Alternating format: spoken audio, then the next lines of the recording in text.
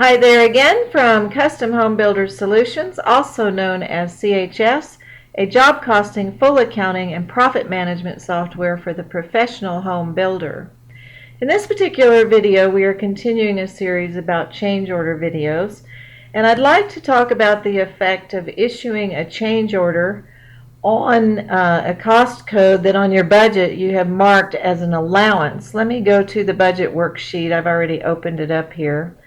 And you can see that front door here, I've clicked on it, and over here you can see that we used a unit measure of allowance. In other words, we marked this as an allowance. This would be more applicable to a fixed contract job than it would be to a cost plus, so we'll probably demonstrate this and change it to a fixed contract for just a little bit, this demo job that we've been using. Because you make an agreement on a fixed contract, and several builders will mark certain items as allowances, like for the front door, saying your allowance is $1,500 for the front door, but if you spend more, we are going to collect for that overage, and it's in your contract. Like I said, there's several videos already about allowances, but I'm going to focus on issuing a change order and the effect that that has in CHS in calculating the allowance overage. If you see the allowance tools and you click on allowance worksheet, you're going to see your various allowance items listed over here, and you can click on them, but you also can see that there's a markup to charge on allowance overages and a markup to credit on allowances that are under, but this builder has entered 25% there. And you can see the front door here for $1,500. So basically CHS would go ahead and calculate on an allowance analysis, over under analysis, would calculate based on the current estimated cost of completion and the difference in that. And you can see this estimated cost of completion is this, and so with the 25% credit for being under, it's now adjusting the allowance adjustment to collect down over here, etc.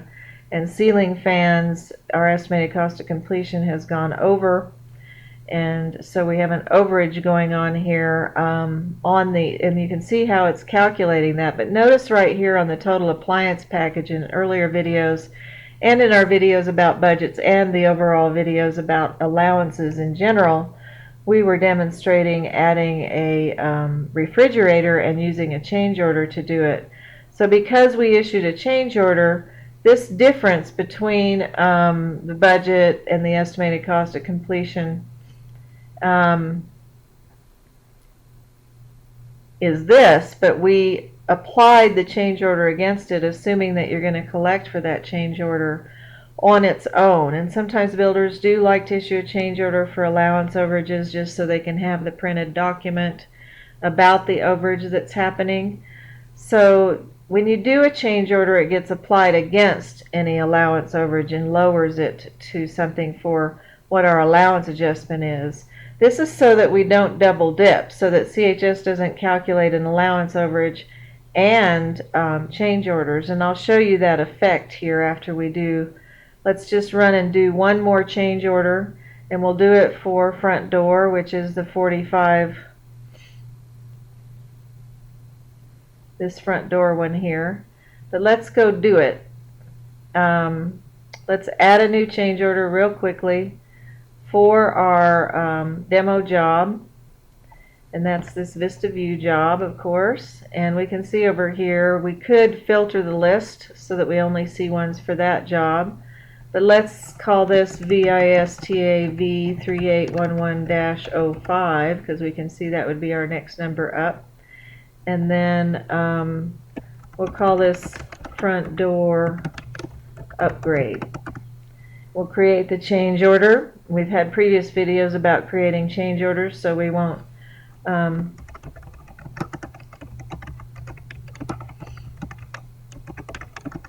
let's just say to add stained glass or something for a line. And that's 4535 cost code.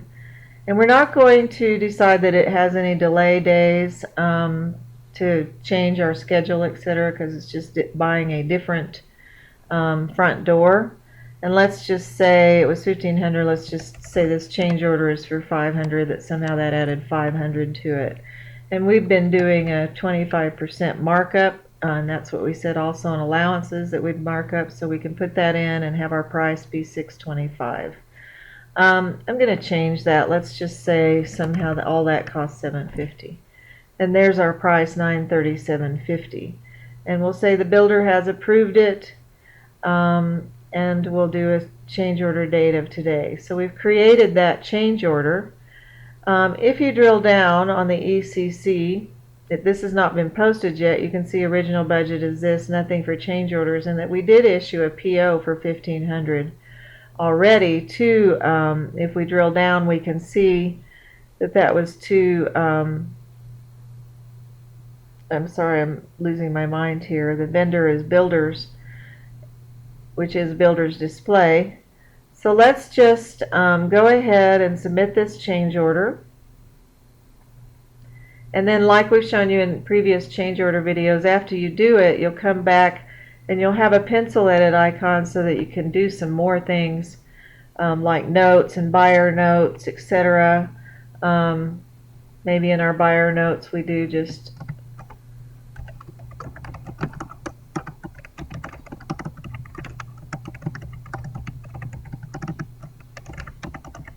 I'm not a builder, so who knows what kind of verbiage you would have there, but let's just make that our buyer notes. And let's go ahead and create a PO for this so that we have a PO for the change order, and you can see how fast you can do the PO. It's caught my 750 estimated costs. I'll create a purchase order, and it'll be marked as a change order purchase order, which, as I've been talking about in other videos, can be very handy. And then you could print the change order or email the change order to Builders Display and put whatever notes you like. But notice how it's marked with the change order number. So let's close that, and let's close that. First of all, it says I need to save my stuff that I changed here, and then close. And you could also attach some photo while you were over there or something to the change order if you liked.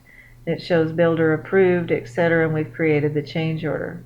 So what the point of this video is let's get back over here to the budget, and you'll notice under allowance tools, if I now look at the allowance over under analysis, you're going to see that the front door has an estimated cost at completion of $22.50, and if you look at it, you can see that that is coming from the original budget plus $750, but we issued actually total POs for $22.50, which is actually both of those together, and our current ECC is this amount. So it's coming up with the $750 difference, and the difference with the markup is $937.50. That markup that we would be applying to allowances, but we did a change order for the $750 cost, marked it up by 25%, and so that's being taken away from this allowance overage because it's assumed you'll be collecting for those change orders on their own and should not be included when you're trying to figure out how much overage there is for allowances. Let's look at this allowance adjustment report. Let's just look at a simple one. And you can see that you'll see the total of $722.32 for that, and that there's no adjustment for front door because it's being handled by a change order being applied to it. So you can see how that effect keeps you from double dipping, because $722.32, I'm going to show you, is the allowance adjustment right now. And I'm going to play like we're switching this now to a fixed contract job, which I can use the set price button here. And I'm going to go ahead, we did mark it as a cost plus fee for an earlier video, but let's say we've just, starting this job and it's marked as a fixed contract job. And it takes the job budget, and if you put 20% in, it shows that your price for a fixed contract should be this to make 25%.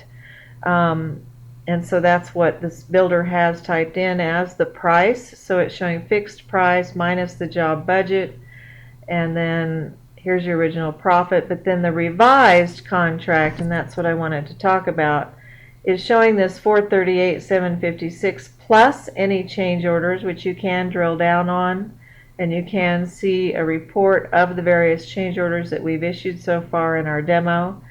Then it's going to be plus or minus an allowance adjustment, and it's showing that same report I opened a minute ago, and it's showing how the overage on allowance is here, and change orders are not included in that. They've reduced this difference from this cost to what our estimated cost at completion is.